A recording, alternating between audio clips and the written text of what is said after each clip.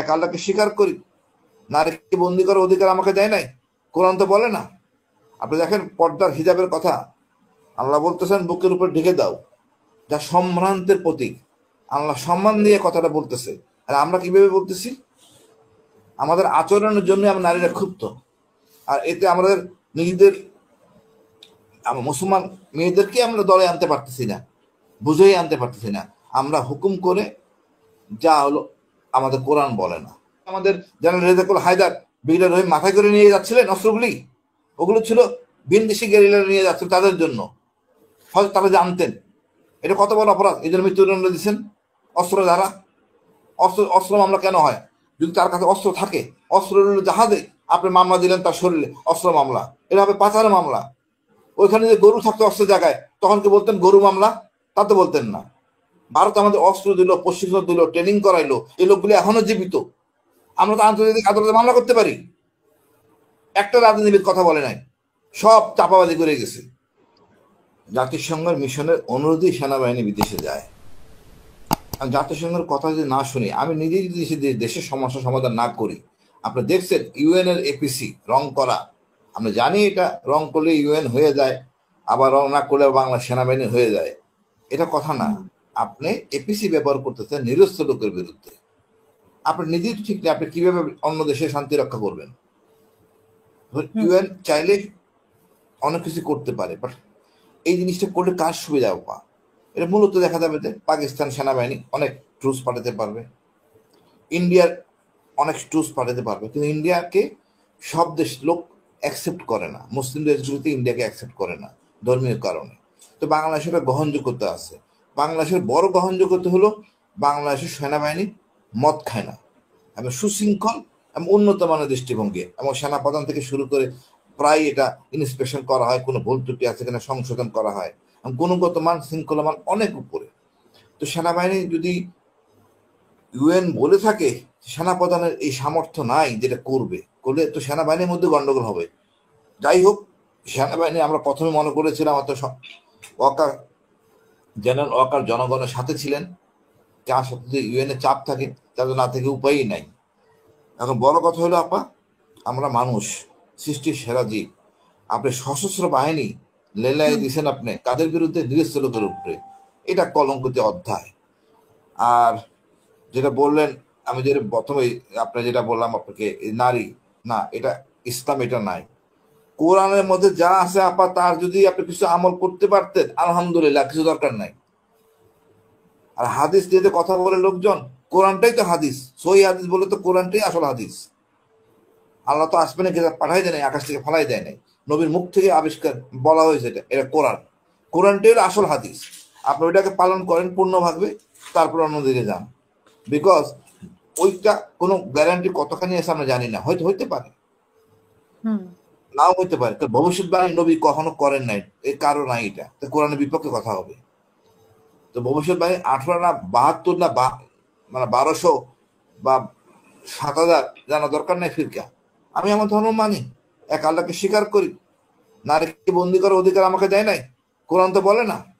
আপনি দেখেন পর্দার হিজাবের কথা আল্লাহ বলতেছেন বুকের উপর ঢেকে দাও, যা সম্ভ্রান্তের প্রতীক। আল্লাহ সম্মান দিয়ে কথাটা বলতেছে, আর আমরা কিভাবে বলতেছি? আমাদের আচরণের জন্য আমরা নারীরা ক্ষুব্ধ, আর এতে আমাদের নিজেদের মুসলমান মেয়েদেরকে আমরা দলে আনতে পারতেছি না, বুঝেই আনতে পারতেছি না। আমরা হুকুম করে যা হলো আমাদের কোরআন বলে না, যা কোরআন বলে না। আপনি অনেক কিছু উদাহরণ দিলে আপনি অন্য সময় বলবো, তারা এত গোয়ার এই হুজুররা, এটা ঠিক না। ইসলাম তা বলে না, কোরআন তা বলে না। হাদিস নিজেদের মন মতো বানাইছে তারা, নিজেদের মন মতো, যেটা ওই জহি হাদিস মানলো নাকি সোহাব, কি বলবেন না, কিছু বলার নাই। যদি আমি এখন বলি ওই ফরজ আর নফলের বাইরে কোনো ইবাদত নাই, দেখবেন খেপে যাবে। ইবাদত তো আল্লাহ, সুন্নত বলে কোনো ইবাদতই নাই। আমি নবী কোরআন দেখে নবীকে মানবো, নবী এটা করছে কিনা না জানলে অসুবিধা নেই, কোরআনটাই মানি। কোরআন তো একদম পরীক্ষিত, কোথাও কোনো রকম বিতর্ক নাই। বিতর্ক কোন জায়গায়? আগে কোরআনটা মানে শেষ করি, তারপর অন্য জায়গায় যাই, আমি মনে করি কোনো বিতর্ক থাকবে না। এখন অনেকে অনেক রকম কথা বলেন, আসলে সরকারের উচিত একটা ফ্রেমওয়ার্ক করে দেওয়া, নাহলে এই সব ঝামেলা বাড়তেই থাকবে। জি। এখন আপনি আমি আপনার গায়ে লাগছে মনে হয়, আপনি চুল খোলা, রমজান মাস, হ্যাঁ। বড় বড় বড় সমস্যা। এখন কি করা যাবে? চুল খুলে কি অপরাধ, দণ্ড আছে বলতে পারবে কোনো হুজুর? এই চুল খোলার জন্য কোনো দণ্ড আছে? আর যেটার জন্য দণ্ড আছে, পিছনে না, গীবত এখন করা, তাহলে আমাদের পিছনে রাষ্ট্রীয়ভাবে নিয়ম করে দিতে হবে যে চুল খোলা না, রেখে না, টেলিভিশনে রাষ্ট্র আসতে কেন, পারবে না। রাষ্ট্র ধর্ম আপনার যার রাষ্ট্র নিয়ম করবে কেন? হ্যাঁ, তাহলে আমরা এই চুল ব্যক্তিদের খোলার কাছে জন্য কোনো দণ্ড নাই, কিন্তু একটা মানুষের পিছনে কষ্ট দেওয়া, মানুষের ঘৃণা করা, মানুষের পিছনে কথা বলা, কারো জমি দখল করা, কারো অন্য জুলুম করা, তার জন্য দণ্ড আছে। সেই জায়গায় কথা বলবে না, ওই ফালতু জিনিস নিয়ে ঘোরাফেরা করে। মানে কিছু বলার নাই, দুঃখিত, অনেক হুজুর মনে কষ্ট পাবেন। আমি বলি আমরা সবাই মানুষ, সবার সমঅধিকার। ইসলামে নারীরা যুদ্ধ করছেন সশস্ত্র অবস্থায়। একটা নারী যুদ্ধ করলে তার কি বাদ থাকে? কিছু তো থাকে না। কিন্তু এখন যদি মসজিদে নামাজ পড়তে গেলে এক এক হুজুর এক এক কথা বলে, মসজিদে না পড়াই উত্তম, এটা মাকরু। তো আমাদের হুজুরাই আমাদেরকে মিসগাইড করছে। আমি হুজুরা মনে করবো আমরা কোরআনটাকে আঁকড়ে ধরি, আলহামদুলিল্লাহ। তারপর সহি হাদিস এরা দেখবেন যখন বিতর্ক নাই, কিন্তু মানতে তো আচ্ছা, কোনো আমি আপত্তি নাই। আমি একটু ভিন্ন আলোচনায় যেতে চাই যে ভারতের প্রতিরক্ষা মন্ত্রী রাজনাথ সিং বলছেন যে বাংলাদেশের, ওনারা কয়দিন আগেও বলেছেন যে বাংলাদেশকে ঠিক করতে হবে, আজকে কেন বলছেন যে বাংলাদেশের সাথে সুসম্পর্ক? আর যে সম্পর্ক দাঁড় করিয়েছেন সেই সম্পর্কে সুসম্পর্ক আসা সম্ভব কিনা সেই সম্পর্ক থেকে? আপা, ভারতের থেকে আমার কিছু নেওয়ার নাই, কিছু শেখার নাই। আমাদের সৃষ্টি হওয়ার পর থেকে ভারত আমাদের শান্তি বাহিনী সৃষ্টি করছে। আমাদের 30,000 বাঙালি মারা গেছে। একটা রাজনীতিবিদ বাংলাদেশের 53 বছরে বা এই 50 বছর পরে, মানে সৃষ্টি হওয়ার পরে থেকে একটা কথা বলেন নাই। এরা রাজনীতি করেন, ভারতে চামচামি করেন। আমাদের প্রচুর সেনাবাহিনী মারা গেছে, বিডিআর, পুলিশ, বাঙালি, নিজের মানে বিজ্ঞ রাজনীতিবিদ। ভারতকে নিঃশর্ত ক্ষমা চাওয়া উচিত পার্বত্য চট্টগ্রামের জন্য। 10 ট্রাক নিয়ে কত লাফালাফি করছে তারা। 10 ট্রাককে আমাদের জেনারেল রেজাকুল হায়দার, ব্রিগেডিয়ার রহিম মাথায় করে নিয়ে যাচ্ছিলেন অস্ত্রগুলি। ওগুলো ছিল বিনদেশি গেরিলারা নিয়ে যাচ্ছিল তাদের জন্য, হয়তো তারা জানতেন। এটা কত বড় অপরাধ, এই জন্য মৃত্যুদণ্ড দিচ্ছেন। অস্ত্র দ্বারা অস্ত্র মামলা কেন হয়? যদি তার কাছে অস্ত্র থাকে, অস্ত্র জাহাজে আপনি মামলা দিলেন তার শরীরে, অস্ত্র মামলা। এটা হবে পাচারের মামলা।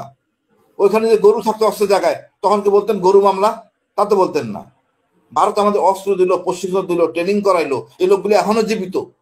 আমরা তো আন্তর্জাতিক আদালতে মামলা করতে পারি। একটা রাজনীতিবিদ কথা বলে নাই, সব চাপাবাজি করে গেছে। দুঃখ লাগে। আমাদের সাথে ভারতের সম্পর্ক না থাকলে চলবে, তবে আমরা একটা আমব্রেলার মধ্যে আছি, সুসম্পর্ক, মর্যাদার ভিত্তিতে, সমমর্যাদার ভিত্তিতে। তবে এই না যে আপনি ছোট দেশ, দাদাগিরি চলবে না। চোখে চোখ রেখে কথা বলতে হবে। আমরা স্বাধীন দেশের নাগরিক, আমাদের একটা গর্ব আছে, রক্ত দিয়ে দেশ স্বাধীন হয়েছে।